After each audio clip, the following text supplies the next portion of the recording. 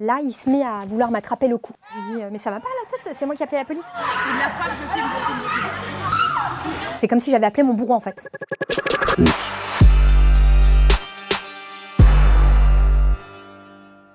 Cette soirée du 19 août, en fait, c'est une soirée cauchemardesque. Je rentrais chez moi et en fait, j'entends des cris. Je vois effectivement une personne au-dessus d'une victime avec un casque de moto intégral.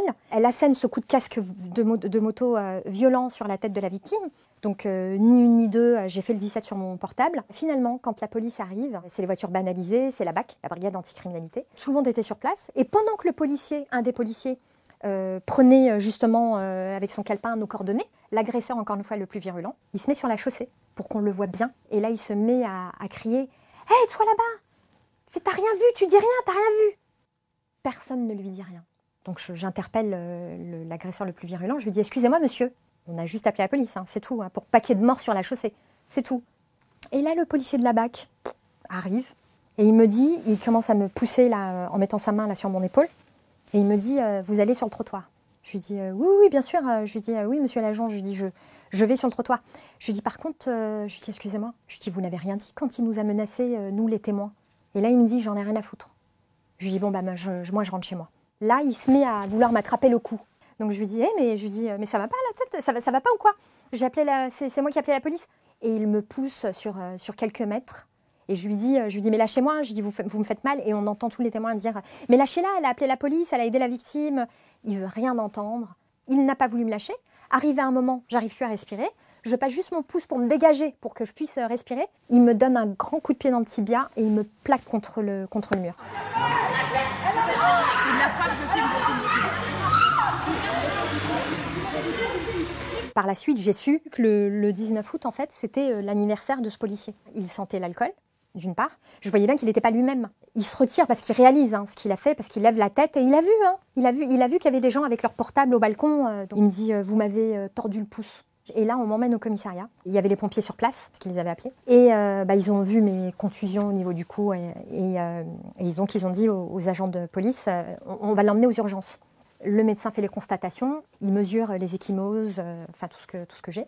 Et puis après, la police me ramène au commissariat. Ils me disent, voilà, vous allez être placé en garde à vue. On n'a pas le choix, on est obligé de vous garder avec nous le temps de faire des vérifications. J'ai passé ma nuit à pleurer dans cette fameuse geôle, avec une odeur, il y avait une odeur pestilentielle vraiment qui piquait les yeux. Donc je suis auditionnée. Quand l'avocat arrive en fin de matinée, j'apprends que le policier a déposé plainte pour violence volontaire sur personne dépositaire de l'autorité publique. Cette plainte, elle va m'amener devant la 28e chambre. En correctionnel. J'ai eu beaucoup de chance parce que je suis tombée sur une magistrate. Elle a posé les bonnes questions. Elle a demandé qu'était devenue la victime de la première X. Personne n'a été capable de lui dire ce qu'était devenu.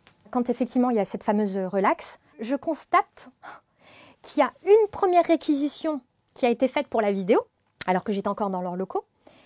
Et cette réquisition qui est faite, c'est sur 30 minutes. Donc on voit tout ce qui s'est passé, toute la scène. Et en fin de journée, à 18h, une deuxième réquisition est faite sur la même vidéo, parce que c'est le même numéro de vidéo, sauf que là, c'est 26 secondes. On va prendre 26 secondes. Et c'est ces 26 secondes qui vont permettre à ces policiers véreux de m'envoyer en correctionnel devant la 28e chambre. Donc bien évidemment, quand je vois ça, je suis anéantie, je me dis c'est pas possible, comment des policiers qui représentent la loi, la justice, peuvent-ils travestir la vérité à ce point? Heureusement que j'ai cette témoin qui s'est manifestée auprès de mon avocat et qui a transmis cette vidéo. Donc vous vous rendez compte, s'il n'y avait pas eu la vidéo de cette témoin, et si j'avais pas eu ces témoins, ça y est, je me retrouvais condamnée aujourd'hui. J'ai déposé plainte en fait auprès de l'IGPN pour dénonciation calomnieuse de la part de ce policier qui m'a agressée, usage de faux en écriture publique par personne dépositaire de l'autorité publique et abus d'autorité pour avoir dissimulé la vérité en fait. Et puis je comprends pas en fait pourquoi aujourd'hui la police ne fait pas le rang dans ses ménages. Quand quelqu'un fait quelque chose de mal, on le met de côté. Avant, quand je voyais la police, j'étais rassurée. Maintenant, je suis habitée, animée par la peur quand je les vois et quand j'entends la sirène, les deux.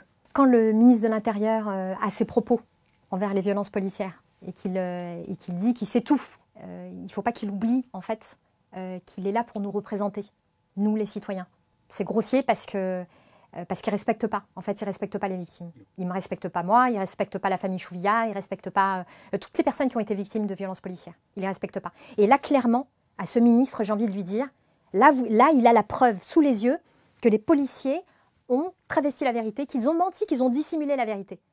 Donc, qu'est-ce qu'il fait? Il va faire quoi aujourd'hui? Que va-t-il faire?